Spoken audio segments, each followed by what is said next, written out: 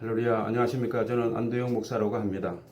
소속 교단은 아셈블리 오브 갓 풀가스펠 처치 오순절 성령 운동에 기초를 두고 있는 순복음 교단입니다. 제가 동영상을 만들어 유튜브에 올리는 것은 목적이 있어서입니다. 첫째는 성령의 기름 부음을 왜 받아야 하는지 그 이유를 밝히고, 성령의 기름 부음이 모든 그리스도인들에게 임하여 한국의 성령의 역사가 들불처럼 일어나기를 소망해서입니다. 두 번째는 성령의 기름 부음을 받고 하나님의 때를 기다리고 있는 하나님의 사람들을 만나기 위해서입니다. 또 성령의 기름 부음을 사모하는 하나님의 사람으로 쓰임받기를 원하는 예비된 하나님의 사람들을 만나기 위해서입니다. 꼭 하나님의 사람들을 만나기를 소망합니다. 저는 31살에 대구에서 교회를 개척하여 목회를 시작하였습니다. 그러나 두 번의 교회 개척은 모두 실패로 끝났습니다. 그 후 저는 가족을 이끌고 미국 뉴욕으로 이민을 갔습니다. 뉴저지 에디슨에 정착하여 여명교회에서 협동목사로 사역하였습니다. 그럼에도 마음은 언제나 답답하고 허전했습니다. 그 원인은 목회에 대한 자신이 없다는 것이었습니다. 특히 설교를 준비하는데 어려움을 많이 겪었습니다. 당시 섬기던 교회 담임 목사님은 탁월한 설교자였습니다. 원고 없이 성경만 펴놓고 귀에 쏙쏙 들어오는 설교를 하였기 때문입니다. 저는 담임 목사님의 설교를 듣고 집으로 돌아오면 힘이 빠졌습니다. 담임 목사님의 영성과 제 영성이 비교가 되었기 때문입니다. 마음에 목사를 하지 않고는 살 수 없을까? 처자식을 어떻게 먹여 살리지? 라는 생각을 자주 했습니다. 하나님께서 보시기에 아주 부끄러운 생각을 하고 있었습니다. 그럼에도 마음 한구석에는 성령님께 사로잡혀 사역하는 하나님의 사람들을 부러워하고 있었습니다. 나도 기름 부음을 받으면 참 좋겠다는 간절함이 제 마음에 있었습니다. 하나님의 은혜로 그토록 갈망하던 성령의 기름 부음이 2007년 4월 고난주간에 크게 임했습니다. 그것도 두 번이나 임했습니다. 첫 번째는 지방 거실에서였고, 두 번째는 집 근처 갈릴리 한인교회 성경 강대상 앞이었습니다. 그 후 제 인생은 달라지기 시작했습니다. 성경 말씀이 해석되어 설교 준비가 어렵지 않게 되었습니다. 무엇보다 기도하면 하나님께서 주시는 말씀을 분명하게 들을 수가 있었습니다. 그 하나가 앞으로 책을 많이 쓰게 된다는 말씀이었습니다. 저는 솔직히 책을 쓴다는 말씀이 믿어지지 않았습니다. 설교 준비도 힘들어 하는데 책을 쓴다는 것이 가당치 않다고 생각했기 때문입니다. 그러나 시간이 갈수록 하나님 말씀은 이루어져 간다는 믿음이 생기기 시작했습니다.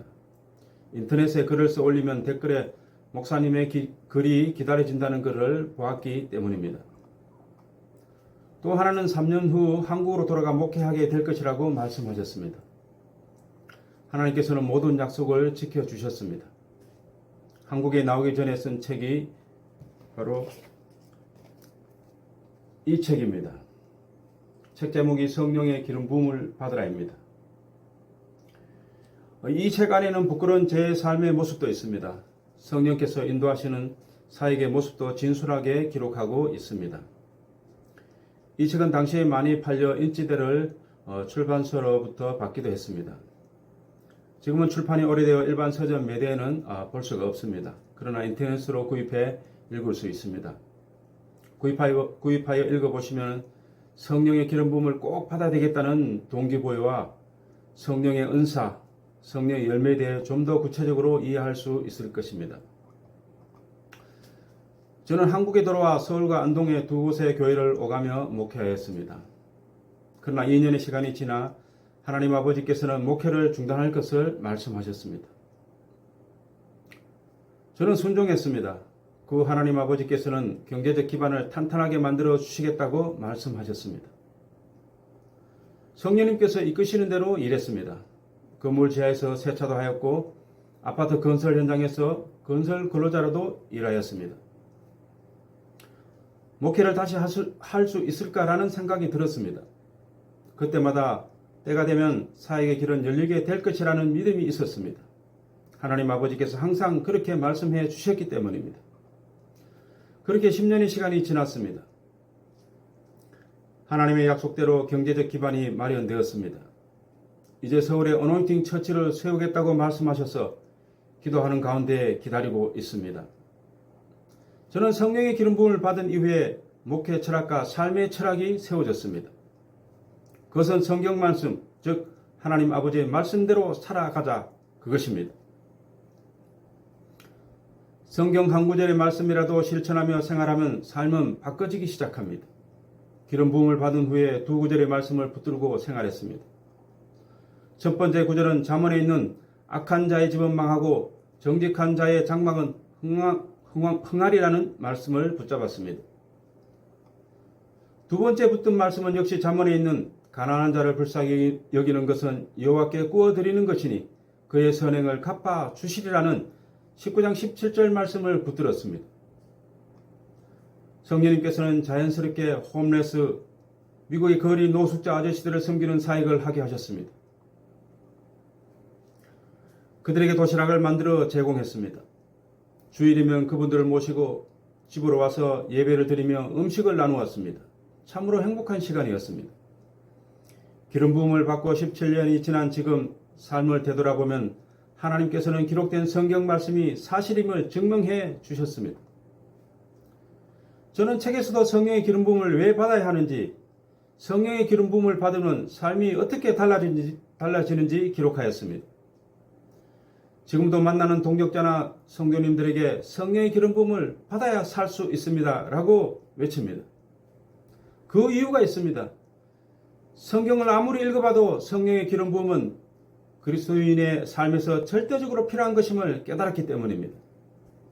예수님의 사역의 시작도 제자들의 사역의 시작도 모두 성령의 기름 부음이 있은 후부터 시작되었습니다. 우리가 잘 알다시피 예수님의 제자들은 3년 반 동안 제자 훈련을 받았습니다. 그 훈련 중에는 수많은 기적과 이적을 보는 것도 포함되었습니다. 그들은 죽어 3일이 지난 나사로가 살아나는 것도 보았습니다. 떡 5덩이와 물고기 2마리가 계속 생겨 들판에 모인 수많은 사람들이 배불리 먹는 것도 보았습니다. 그럼에도 제자들은 예수님이 로마 병사들에게 잡혀 고초를 겪는 것을 보고 자기들도 잡혀 고초를 겪을까봐 모두 도망가고 요한과 베드로만 예수님이 걱정되어 주변을 서성이고 있었습니다. 베드로도 다르지 않았습니다. 아니, 도망간 제자들보다 더 비겁했어요. 사람들이 베드로를 알아보고 너도 예수와 함께 있지 않았느냐는 이 3번의 물음에 주는 그리스도요 살아계신 하나님의 아들입니다 라고 고백한 믿음도 버리고 예수님을 3번이나 모른다고 부인하였습니다. 그런 그들이 오순절마가 다락방에 임한 성령의 기름 부음을 받고 딴 사람이 되었습니다. 그들은 어떤 환경에서도 흔들리지 않는 기용과 믿음과 또 바르지 못한 것을 찾을 수 없는 온전한 믿음을 가지게 되었습니다. 그들의 복음 전파에는 언제나 예수 그리스도의 이름으로 성령의 나타남과 능력이 따랐습니다. 예수님의 제자들은 복음을 전함이 흔들림이 없었고 물러섬이 없었습니다. 제자들은 끝까지 예수님을 전하며 희생했습니다. 그들의 앞길에 죽음이 기다리고 있어서도 뒤돌아서지 않았습니다. 기독교 역사에서 가장 중요한 한 사람 바울을 살펴볼까요? 바울은 예수 믿는 자들을 연행하고 고문하여 예수를 믿지 못하도록 방해하는 살기가 가득한 핍박자요 살인자였습니다. 그런 그가 합법적인 공문을 받아 다메섹으로 가던 중 도상에서 하나님을 만났습니다. 바울은 딴 사람이 되었습니다. 바울은 평생 하나님의 임재, 즉 성령의 기름 부음 속에서 예수님을 전했습니다. 바울의 사역 역시 성령의 나타남과 능력이 충만했습니다. 오늘날 한국교회가 사회로부터 지탄받고 성도들이 교회를 떠나게 된 이유는 저를 포함한 우리 목회자들의 타락이 가장 큰 이유입니다. 교회 안에 성령의 나타남과 능력이 사라졌습니다. 이런 현상은 하나님의 말씀이 들리지 않는 시대에 살고 있다는 뜻입니다. 예수님이 오시기 전 400년은 이스라엘 민족이 가장 암울한 시대였습니다. 하나님의 말씀이 들리지 않는 시대였기 때문입니다. 오늘날 이런 암울한 영적 환경이 조성되어 있습니다. 이런 환경에서 어찌 신앙생활이 기쁘고 즐거울 수가 있겠습니까? 70년대, 80년대 한국 교회들은 활발함을 넘어 역동적이었습니다. 전국에 퍼져 있는 수많은 교회와 수많은 기도원에서는 하나님의 이름을 부르며 부르짖는 기도가 끊이지 않았습니다. 하나님의 말씀이 교회 안에 넘쳤습니다. 예배가 있는 날이 기다려졌습니다. 퇴근 후 교회를 찾아 기도하는 그 시간이 얼마나 소망을 넘치게 했는지 모릅니다. 이제 다시 한국 교회는 일어나야 합니다. 회개하고 하나님의 임재, 성령의 기름 부음이 이 땅과 교회에 흘려 넘치게 해야 합니다. 목회자들이 성령의 기름 부음을 받아 하나님의 통치 아래 있어야 합니다. 성도님들이 기름 부음을 받아 하나님 아버지의 통치 아래 있어야 합니다. 그래야 우리의 삶이 하나님의 나라로 세워져 갑니다. 하나님의 영, 그리스도의 영이신 성령의 기름 부음은 우리의 영과 삶을 완전히 바꿔놓습니다. 우리 신체 가운데 가장 중요한 부위가 있습니다. 그것은 마음이란 기관입니다. 저는 마음을 생각으로도 표현합니다. 마음과 생각은 강조하고자 하는 어감에 따라 문장을 달리 표현할 뿐 같다고 보고 있습니다. 물론 육체의 살과 뼈도 중요합니다. 그러나 마음이 육체를 컨트롤한다고 보기에 가장 중요하다 표현하는 것입니다. 보이지 않는 세계를 우리 기독교에서는 영의 세계라 부릅니다. 우리 신체 기관에서 보이지 않는 유일한 기관이 있습니다. 그곳이 마음입니다. 성경 고린도전서를 읽다 보면 마음이란 단어가 나오는데 헬라어로 영이라 표기하고 있습니다. 성경 요한 3서 2절은 사랑하는 자여 내 영혼이 잘됨 같이 내가 범사가 잘되고 강건하기를 내가 간구하노라입니다. 영혼이 잘되어야 범사가 잘되고 육체가 강건해진다는 뜻입니다. 우리가 은혜를 받는 순서가 기록되어 있습니다. 물론 급한 사람들은 육체부터 고쳐놓고 봅니다. 그러나 생각과 마음이 고쳐지면 범사는 잘되게 되어 있습니다. 육체도 강건해집니다. 저 역시 성령의 기름 부음을 받고 먼저 바뀐 것이 영의 세계, 즉 마음과 생각이었습니다. 앞날에 대한 두려움이 사라졌습니다. 부정적인 생각들이 사라졌습니다. 삶의 외적 환경은 여전히 월세 내며 살고 있었습니다. 그러나 삶이 무겁거나 답답한 것이 없어졌습니다. 하나님께 구속된 것 같은데 자유가 있었습니다. 그리고 무엇보다 마음속에 내일에 대한 기대가 가득하여 하루하루 생기가 돌았습니다. 또 삶이 가벼워진 것은 내 스스로 앞날에 대해 계획을 세우지 않으니까 그게 너무 좋았습니다. 삶의 염려나 고민이 사라졌습니다. 성령께서 이끄시는 대로 인도를 받으니까 마음, 즉 내 영은 언제나 자유로워졌습니다. 인간의 영, 즉 마음은 매일매일 새롭게 창조될 필요가 있습니다. 왜냐하면 인간의 마음 속에는 파괴적이고 절망을 안겨주는 부정적인 생각이나 사탄이 좋아하는 악한 것들이 너무나 많이 쌓여 있습니다. 미워하는 마음, 음행, 도둑질, 간음, 탐심, 업심여김, 거짓 증거 등 인간의 삶을 항파하게 만드는 영적 쓰레기들이 마음의 저 깊은 곳에 켜켜이 쌓여 있습니다. 이런 영적 쓰레기가 인간의 마음속에 쌓여 있는 한 평안과 평화를 누리기는 힘이 듭니다.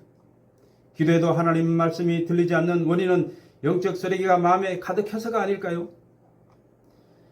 마음과 생각이 병들어 있는 사람들은 삶이 행복하지 않습니다. 우리 예수님을 믿는 사람들도 다르지 않습니다. 마음이 답답하고 삶이 무겁게 느껴진다면 마음이 새롭게 창조되어야 합니다. 그런데 불행하게도 인간은 자신의 마음과 생각을 스스로 깨끗하게 할 수 있는 능력을 가지고 있지 않습니다. 다윗의 고백을 들어보면 그것을 알 수 있습니다. 다윗은 블레셋과 한창 전쟁 중일 때 바세바의 육체의 아름다움에 빠져 간음을 하게 됩니다. 또 다윗은 간음을 숨기려고 바세바의 남편 자신의 충직한 부하장군 우리아를 전쟁의 맨 앞에 싸우게 하여 그의 죽음을 유도했습니다. 이 일로 인해 다윗은 이루 표현하기 힘든 고통 가운데 처하게 됩니다. 바세바가 난 아들이 병이 들어 시름시름 앓다가 죽어갑니다. 아들 압살롬이 반역을 일으켜 아버지를 죽이겠다고 쫓아옵니다. 다윗은 아들을 피해 궁을 버리고 도망갔습니다. 다윗이 없는 궁에 들어간 압살롬은 다윗의 후궁들을 백성들이 보는 백주 대낮에 겁탈을 합니다. 고난도 이런 고난이 없습니다. 고통도 이런 고통이 없습니다. 다윗은 이런 상상도 할 수 없는 고난을 겪으면서 철저히 회개하고 깨어지고 부서지고 낮아졌습니다. 다윗은 그가 지은 시편 51편 10절에 이렇게 고백합니다. 하나님이여 내 속에 정한 마음을 창조하시고 내 안에 정직한 영을 새롭게 하소서라고 말입니다. 그 후 다윗은 어떻게 되었을까요? 그의 고백대로 그의 마음은 새롭게 창조되었을까요? 그렇습니다. 그의 마음은 새롭게 창조되었습니다. 그 후 다윗은 이스라엘을 북광병의 나라로 만들었습니다. 백성들을 평안케 했습니다. 나아가 백성들을 하나님을 잘 예배하는 진리의 길로 이끌었습니다. 다윗이 마음을 새롭게 창조해달라고 고백한 창조라는 단어는 히브리어로 파라라고 합니다. 그 뜻은 아무것도 없는 상태에서 만들어지는 것을 뜻합니다. 창세기 1장 1절은 태초에 하나님이 천지를 창조하시느니라 입니다. 여기에 나오는 창조, 이 창조가 바로 파라라고 합니다. 아무것도 없는 상태에서 만들어지는 것이 창조입니다. 다윗은 알았습니다. 눈에 보이지 않는 더러워진 마음을 스스로 파괴하고 새롭게 만들지 못함을 알았습니다. 맞습니다. 눈에 보이지 않는 영의 세계를 인간은 스스로 창조할 수 없습니다. 다윗의 고백은 음란하고 양심의 가책조차 느끼지 못하는 더러워진 마음을 철저히 파괴하고 아무것도 없는 깨끗한 상태로 만들어 달란 것이었습니다. 크리에이티브 디스트럭션이란 말이 있습니다. 창조적 파괴라는 말입니다. 기업 경영에서 많이 사용하는 용어입니다. 기술 혁신으로 낡은 것을 파괴하고 새로운 것을 창조 변혁하는 것을 뜻합니다. 이제 창조적 파괴는 우리 그리스도인의 마음에서 일어나야 합니다. 내 마음과 생각, 즉 내 영이 새롭게 창조되어야 합니다. 그래야 내 삶이 새롭게 창조될 수 있습니다. 지금 우리 그리스도인에게 필요한 것은 썩어져가고 부패해져가는 이 세대를 본받지 않을 경건한 마음으로 새롭게 되는 것입니다. 그래야 우리 삶이 예수님을 닮아갑니다. 우리 마음이 새롭게 창조되어야 합니다. 그 길은 성령의 기름 부음 외에는 없습니다. 오직 하나님 아버지의 영, 그리스도의 영이신 성령님께서만이 우리의 마음을 새롭게 창조하실 수 있습니다. 오합지졸 같았던 예수님의 제자들, 살기가 등등했던 핍박자 바울을 변화시킨 것은 하나님의 영 성령님이었습니다. 우리의 삶을 새롭게 창조해 주실 분도 오직 성령님밖에 없습니다. 성령의 기름 부음은 아버지 하나님의 약속입니다. 요엘서 2장 28절 29절입니다. 내가 내 영을 만민에게 부어주리니 너희 자녀들이 장래일을 말할 것이며 너희 늙은이는 꿈을 꾸며 너희 젊은이는 이상을 볼 것이며 그때 내가 또 내 영을 남종과 여종에게 부어줄 것이며. 그렇습니다. 성령의 기름 부음은 하나님 아버지의 불변하는 약속입니다.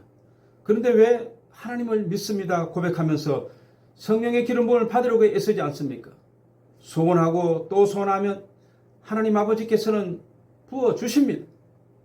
왜냐하면 우리는 예수 그리스도를 믿는 믿음으로 살아가는 하나님 아버지의 아들, 딸들이기 때문입니다.